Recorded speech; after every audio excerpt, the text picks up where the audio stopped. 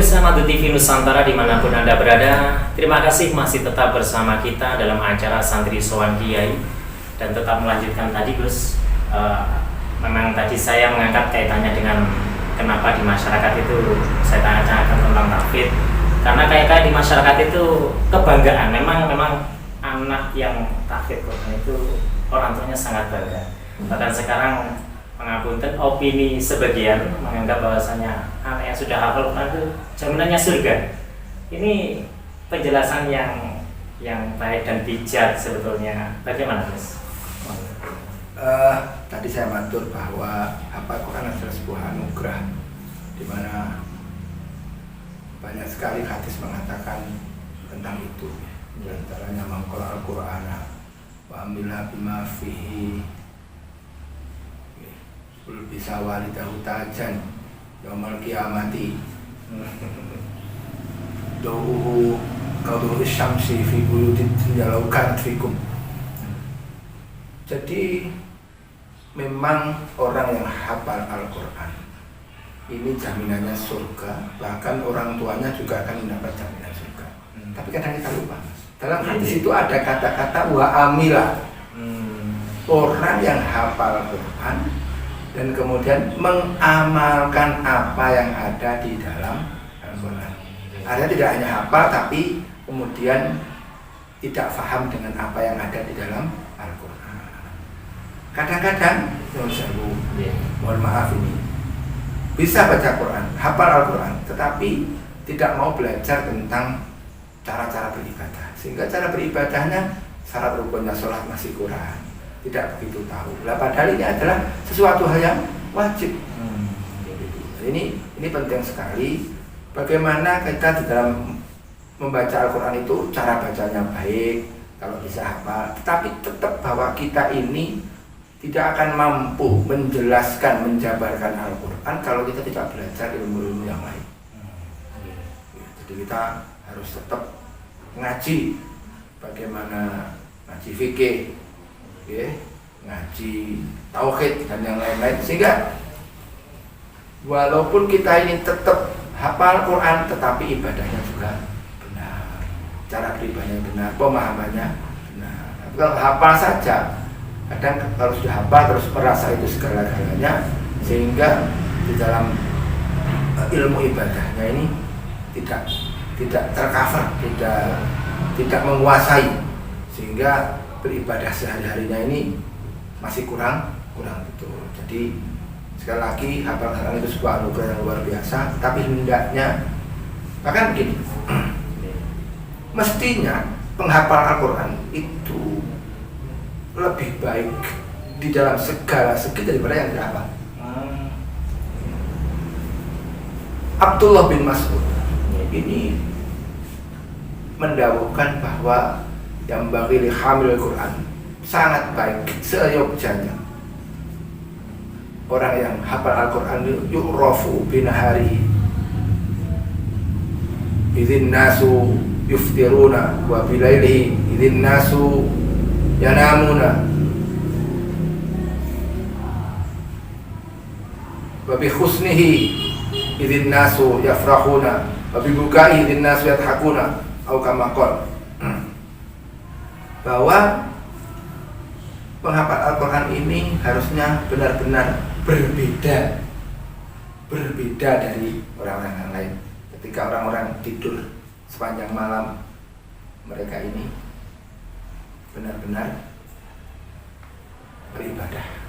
Ketika orang tidak ada yang puasa, dia puasa. Ketika orang sama tertawa-tawa, dia ini menangis menghayati Al-Quran. Ketika orang-orang itu euforia, nah ini dia ini bisa prihatin dengan keadaan yang ada, dan seterusnya.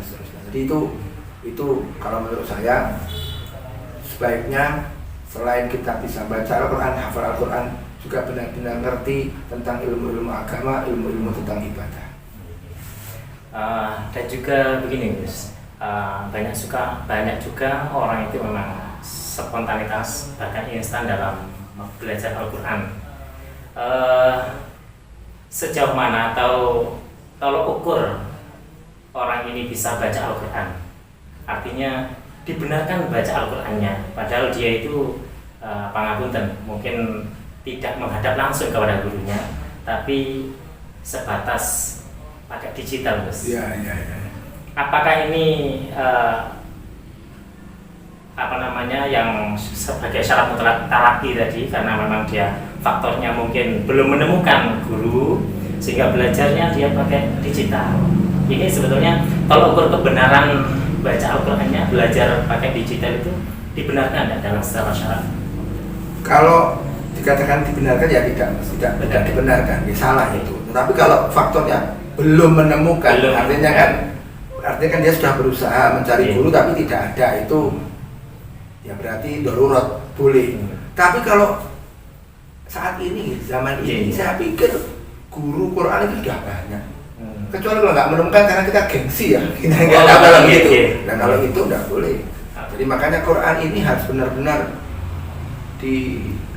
kalau istilah kita disorokkan gitu, menghadap langsung. Yang menghadap langsung kita baca, kemudian disimak oleh guru, dibenarkan atau disalahkan, benarnya begini. Karena dalam bahasa Arab itu beda satu huruf beda makna nanti. Jadi ini penting sekali. Bahkan panjang pendek itu mempengaruhi makna. Nanti bisa-bisa kalau keliru akhirnya merubah makna yang kadang-kadang maknanya ini bisa jauh dengan apa yang dikehendaki Al-Quran itu sendiri. Jadi makanya mohon kalau dalam Al-Quran ini jangan, apalagi kalau soal Al-Quran ini jangan pernah berguru kecuali kepada guru yang langsung bertemu dan jelas anaknya. Terus talaki ya yang talaki bertemu.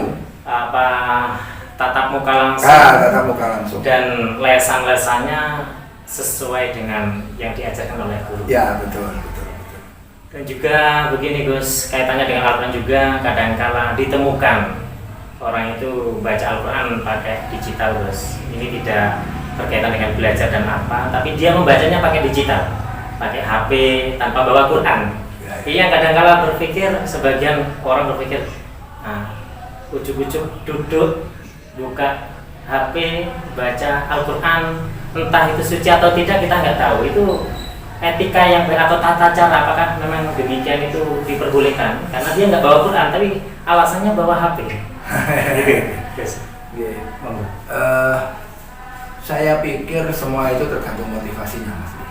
Motivasinya bahwa kita ya sebaiknya memang kita ini membawa Al-Quran, tapi kadang membawa Al-Quran itu kan harus suci, jadi itu kan berat. Makanya hal seperti itu, kalau memang ini adalah istilahnya ada kebaikan, atau kebaikan itu bukan karena baik mana bawa Al-Quran dengan HP, jelas baik bawa Al-Quran. Tapi kalau HP itu daripada diisi dengan film atau dengan game, dengan Al-Quran baik mana, maka ya baik Al-Quran. Artinya kita tidak bisa menyamaratakan kebiahuyah setelah kita bahwa membaca Al-Quran dengan HP itu jelek atau baik, ya bisa. Jadi tergantung, misalkan kita daripada HP ini kita isi dengan game, maka kita baca Al-Quran.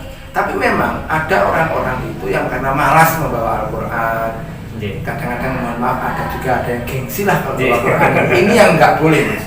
Ini yang nggak boleh, ini nggak boleh. Betul, ini kita ini benar-benar berarti meremehkan Al-Quran, tidak bangga. Ini yang kita tidak bangga dengan Al-Quran. Karena Al-Quran adalah sumber hukum utama bagi kita. Al-Quran adalah sesuatu yang dibaca saja sudah mendapatkan pahala yang luar biasa. Seperti itu. Untuk berkaitan kesuciannya dia, Gus, karena seketika itu dia baca Al-Quran melalui digitalnya, melalui HP-nya, apakah ada syarat tetap harus suci dan bagaimana, Gus? Kalau di dalam Al-Quran itu yang harus suci kan yang memegang Al-Quran itu. Hanya kalau dalam masalah HP ini ulama berbeda pendapat. Apakah orang yang atau kan intinya Al-Quran yang ada, HP yang ada simpan Al-Qurannya ini apakah ketika membawa harus suci atau tidak? Makanya di situ banyak sekali pendapat-pendapat gitu. Tapi kalau dikatakan wajib, banyak yang mengatakan tidak nih. Tapi kalau dikatakan ini baiknya, tadi panjenengan mengatakan baiknya ini ketika membaca ya tetap harus suci kalau baiknya. Tapi kalau syaratnya itu tidak seperti itu, tidak semua orang mengatakan itu harus suci. Gitu. Karena yang wajib suci itu kan membawa Al-Quran, bukan membacanya Al-Quran.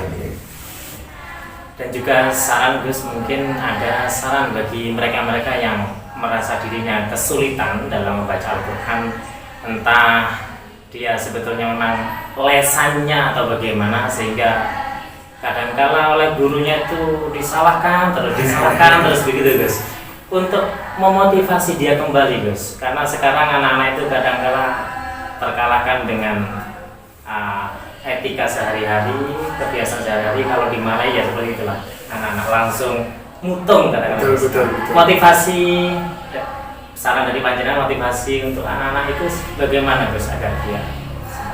Jadi begini, Al-Quran itu luar biasa. Orang yang kesulitan membaca Al-Quran atau istilah Jawanya gerudal geradul itu mendapatkan 2 pahala. Masalul ladzi yaqra'ul Qur'ana wa huwa yata'ahadu wa huwa 'alaihi syadidun.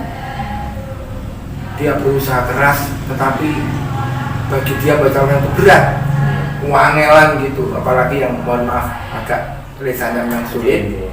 Itu falahu ajrun, dia punya 2 pahala. Tapi bagi yang membaca bahwa hafizul lahu, dia ini mahir atau bahkan hafal, maka ma'as safaratul kiram, bersama para malaikat yang mulia. Makanya kita harus benar-benar telaten, sabar,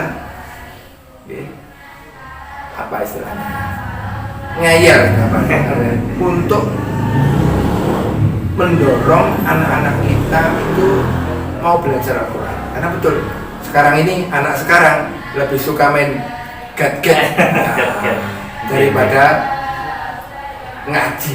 Apalagi ngaji itu kadang di sore hari sudah kuwesel, ada yang main sepak bola, ada yang main dan sebagainya.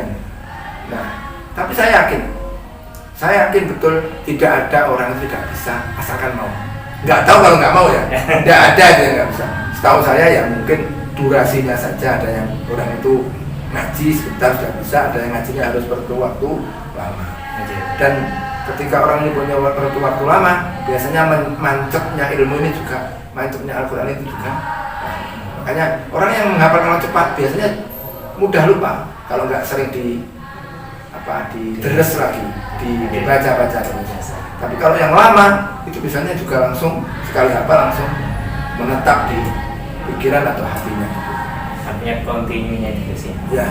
Selalu dibaca. Oke. Karena Quran ini diingatkan oleh Kanjeng Nabi bahwa dia asyaddu tafassiyan, atau dalam satu redaksi asyaddu tafallutan minal ibili fi iqaliha. Al-Quran ini ta'ahadul Qur'ana, selalu jagalah selalu Quran, karena wallahi, maka demi Allah, lahu asyaddu, bahwa Quran ini lebih gesit daripada hayawan, disebutkan unta yang ada di talinya itu. Jadi kalau kita ini dibiarkan ya lepas itu. Tapi kalau kita ini benar-benar memperhatikannya, maka insya Allah Quran ini dalam hal ini diibaratkan unta atau hewan yang lain, itu akan tetap bisa kita jaga. Alhamdulillah Gus, sangat menyejukkan, karena juga memang masyarakat itu yang sering terjadi seperti itu. Apalagi sampai ada batasan-batasan pembelajaran Al-Quran, kalau sudah kelas 6 lewat berarti sudah enggak belajar lagi. Tapi kita lanjutkan kembali Gus setelah jeda yang satu ini. Dan para pemirsa Madu TV Nusantara dimanapun Anda berada, tetap bersama kita dalam acara Santri Sowan Kiai.